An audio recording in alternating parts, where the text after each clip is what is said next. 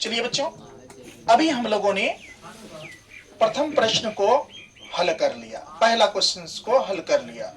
अब पहला क्वेश्चन जो हल किया, अब आपके सामने दूसरा क्वेश्चन अंकित है। दूसरा क्वेश्चन बुक में जैसे आपका लिखा हुआ है, मैंने यहाँ बोर्ड पे लिखने का प्रयास किया।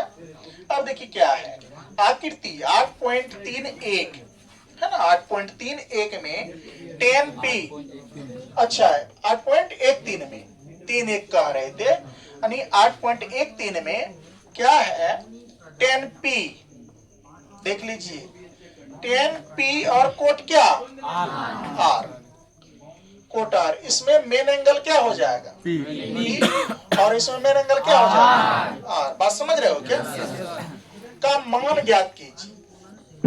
आकृति देल है, यह आकृति 8.13 है, ये आपका बुक में अंकित है। देखोगे ना वहां लिखल है इस टाइप की आकृति, यहाँ लिखल है आकृति है ना 8.13, ऐसे लिखल है आकृति फिगर के सामने। बात समझ रहे हो कि नहीं? अब चलो बच्चों, इसका हल हम लोग कर लेते हैं। ध्यान से देखो, बहुत सरल और आसान है। अब मैं कहना ये चाह रहा था कि त्रिकोणमिति के जैसे तुम लोगों ने फॉर्मूला को व्यवस्थित कर लिया, जितना क्वेश्चन बताते हैं इस चैप्टर को, जो क्वेश्चन आज जैसे सीखे, इसको घर में जाके बार बार क्या कर लेंगे, अभ्यास कर लेंगे, प्रैक्टिस कर लेंगे। जरूरी है प्रैक्टिस करना। तो अब यहाँ पर देखो जरा ध्यान से, कह रहा है दिया है, इसमें जो बात दिया है वो लिख लो, फिगर में कुछ तो दिया है ना जी सर। तो लिख लो, यहाँ लिखेंगे दिया है। क्या लिखेंगे बेटा? दिया है। क्या दिया हुआ है? हाँ, त्रिभुज पी क्यू आर में पी क्यू कितना देल है? 12 सेंटीमीटर। पी क्यू देल है कितना सेंटीमीटर? 12 सेंटीमीटर, है कि नहीं है? इसके बाद पी आर कितना दिया? 13 सेंटीमीटर, यस या नो? इसके बाद देखो बेटा क्या नहीं दिया है? क्यू आर नहीं दिया हुआ है। इसमें क्या नहीं दिया हुआ है? क्यू आर इक्वल देन क्या? 1, यस या नो? तो इसको एक बात आप मान सकते थे, इसको जो है ना पी आर मान लीजिए, ये आप इसको, या नहीं तो क्या मान लीजिए, पी मान लीजिए। बात समझ रहे हो ना? इसको पी भी मान सकते हैं, इसको क्या मान सकते हैं? एच मान सकते हैं, इसको क्या मान सकते हैं? पी। बी नहीं देल है क्या? ऐसे भी कर सकते हैं। यहाँ तो ये देल है, यहाँ मान लिए हैं P Q, P R, Q R मान लिया है, लेकिन आप इस तरह से भी सॉल्व कर सकते हैं। यहाँ लिख सकते हैं तो पाइथागोरस, क्या लिखेंगे बेटा? पाइथागोरस परिमेय से। कौन परिमेय से? पाइथागोरस परिमेय से जो सूत्र ने हम लोगों को व्यवस्थित किए थे, तो सूत्र क्या हो जाएगा? हम बोले थे, बोलो, पी निकालने बताए थे? निकालने बताए थे कि नहीं बताए थे? पी निकालने, एच निकालने। अब देखो बेटा, यहाँ पी देल है, एच देल है, बी नहीं देल है, क्या बी निकालने बताए थे कि नहीं बताए थे? आप लोग जान रहे हैं ये बात को, सर मेरे बताए थे। तो यहाँ पर लिखो बेटा, क्या बी बराबर हो जाएगा रूट अंडर, क्या हो जाएगा? रूट अंडर एच का स्क्वायर घटा किसका स्क्वायर? पी का स्क्वायर। होगा कि ना होगा? अब देख लो, बराबर का बराबर। अब यहाँ पर ध्यान से देखो तो एच का वैल्यू कितना है? यहाँ 13 सेंटीमीटर दे देंगे, घटा घटा। इसके बाद पी का 12 सेंटीमीटर है, तो 12 सेंटीमीटर दे देंगे। दे सकते हैं क्या? अब देख लो ध्यान से, 13 गुना 13 169।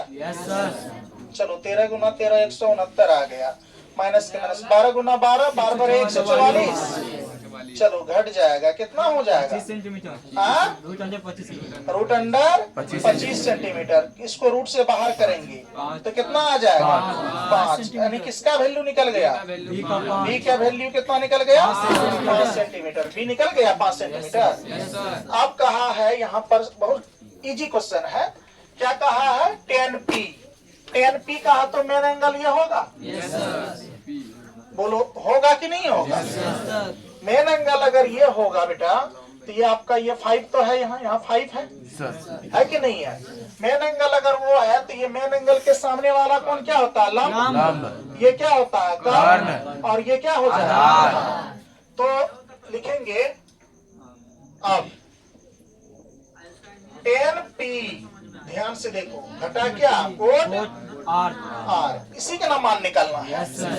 देखो बेटा 10p बराबर जो फॉर्मूला होता है वो होता है P बट्टा B घटा का कोट R बराबर फॉर्मूला क्या होता है B बट्टा P। कोई दिक्कत?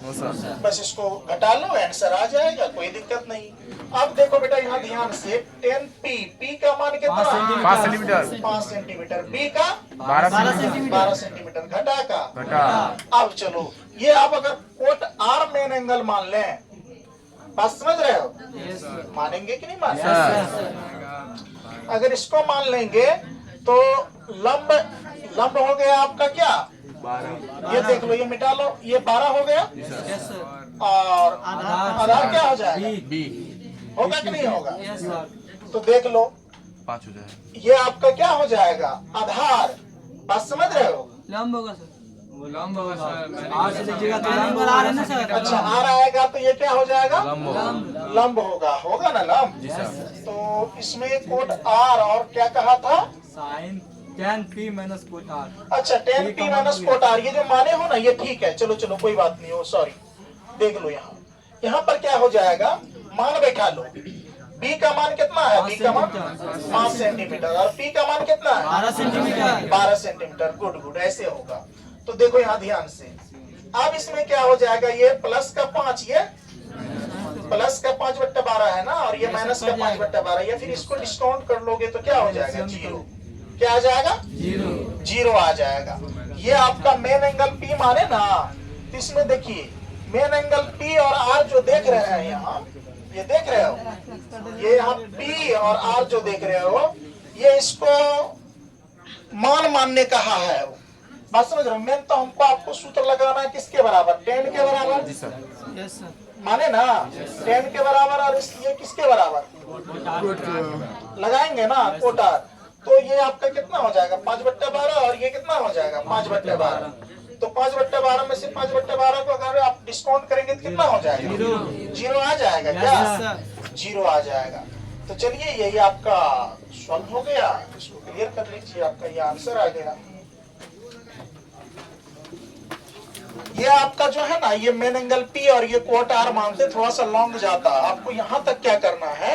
ये P को मेन एंगल मान करके इसको मान लेना है लंब, इसको आधार मान लेना है।